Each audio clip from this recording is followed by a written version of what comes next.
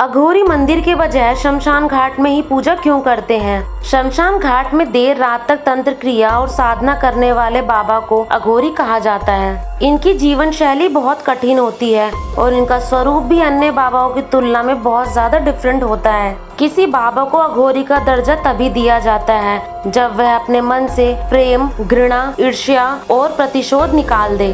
दोस्तों, क्या आप जानते हैं कि अघोरी मंदिरों की बजाय शमशान घाट में पूजा क्यों करते हैं?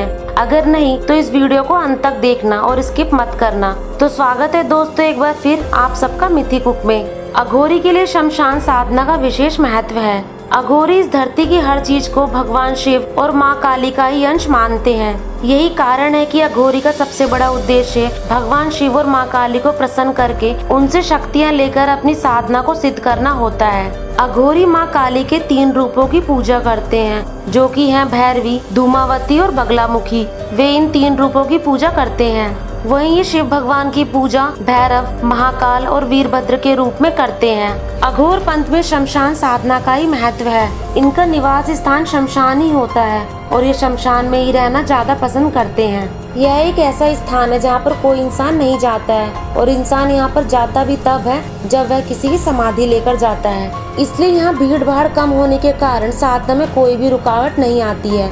उनके मन से अच्छे बुरे का भाव निकल जाता है। दोस्तों, अघोरी हठी स्वभाव के होते हैं। अघोरी के बारे में कई बातें प्रसिद्ध हैं, जैसे कि वे बहुत ज्यादा जिद्दी स्वभाव के होते हैं और अगर ये किसी बात पर अड़िग रहते हैं तो उसको पूरे किए बिना नहीं छोड़ते और अगर इनको गुस्सा आता है तो वह किसी भी हद तक जा सकते हैं। अधिकांश अघोरियों की आंखें लाल होती हैं। ऐसा प्रतीत होता है कि जैसे कि वे क्रोध में हैं, लेकिन ऐसा नहीं होता है। उनका मन शांत होता है। अघोरी काले कपड़े और धातु के नरमुंडों की माला या बस नरमुंडों की माला पहनते हैं। अघोरी दुनिया से अलग रहना पसंद करते हैं। अघोरी दुनिया से कटे रहते हैं। आप लोगों से उनका कोई भी संपर्क नहीं होता है। वे ज्यादा बात नहीं करते और वे आत्मलीन और अपने आप में मस्त रहना पसंद करते हैं। ये दिन के समय में अधिकांश सोते हैं और रात्रि के समय अपनी तपस्या में लीन रहते हैं और अपने मंत्रों का जाप करते रहते हैं। अघोरी शमशान घाट में अपनी एक झोपड़ी बनाते हैं जहाँ पर अधिकांश एक धूनी जलती रहती है। आमतौर पर अघोरी 3 तरीके की साधना करते हैं। ये है शिव साधना, शमशान साधना और शव साधना। जब ये शव पर खड़े होकर पैर रखकर साधना करते हैं तो इसे शिव साधना कहते हैं। बाकी साधना दाह संस्कार के समान है। ऐसी साधना में शव को प्रसाद के रूप में मांस और मदिरा चढ़ाया जाता है। शव के अंतिम संस्कार में परिवार के सभी लोगों को भी शामिल किया जाता है। इस साधना में शव के स्थान पर चिता की पूजा की जाती है। उस पर गंगा जल चढ़ाया जाता है और प्रसाद की जगह मावा चढ़ाया जाता है। कच्चा मांस खाते हैं अघोरी। दोस्तों, ये सच है कि कई साक्षात्कारों और डॉक्यूमेंट्रीज में अघोरियों ने खुद एक्सेप्ट किया है कि वह इंसानों का कच्चा मांस खाते हैं। अधिकांश समय ये शमशान में ही रहते हैं और अधजले शवों का मांस खाते हैं और शरीर के तरल पदार्थों का भी इस्तेमाल करते हैं। ऐसा करने के पीछे उनका मानना है कि ऐसा करने से उनकी तंत्र साधना करने की शक्ति और मजबूत हो जाती है। दूसरी ओर और चीजें आम जनता को जघन्य रखती है।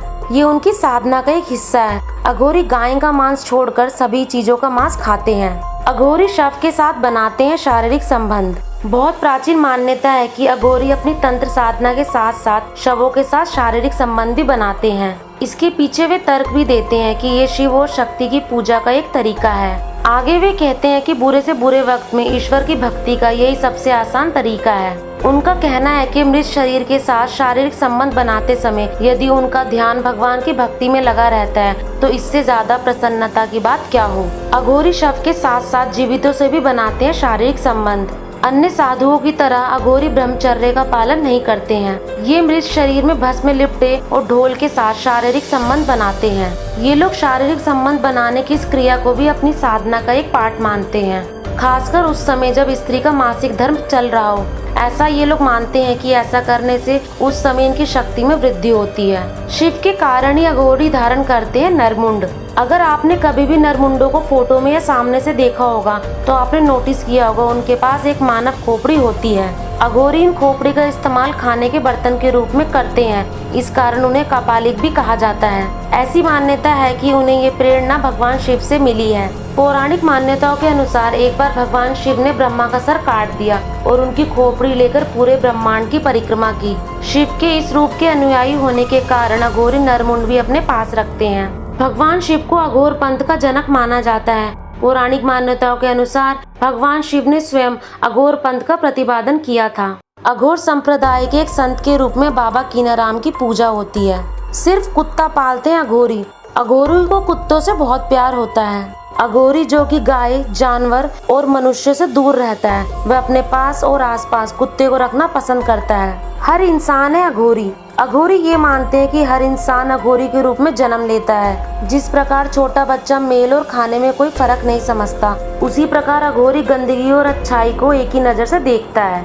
अघोरी भूत पिशाचों से बचने के लिए क्या करते हैं? अघोरियों के पास विशेष मंत्र होते हैं, जिस कारण शमशान में ये भूत प्रेतों से बचते हैं। साधना करने के बाद अघोरी धूप लगाकर दीपदान करते हैं। उसके बाद मंत्र का जाप करते हैं। तत्पश्चात चिता के चारों ओर एक रेखा खींच देते हैं। ऐसा करने से भूत प्रेत उनकी साधना में विघ्न नहीं डालते हैं।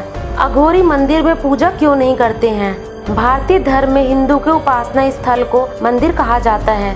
ये आराधना और पूजा करने के लिए निश्चित किया हुआ देवी स्थान है। ये अत्यंत पवित्र स्थान है। यहाँ किसी भी प्रकार की ऐसी गतिविधि नहीं की जा सकती जिससे सामने वाले की भावना आहत हो।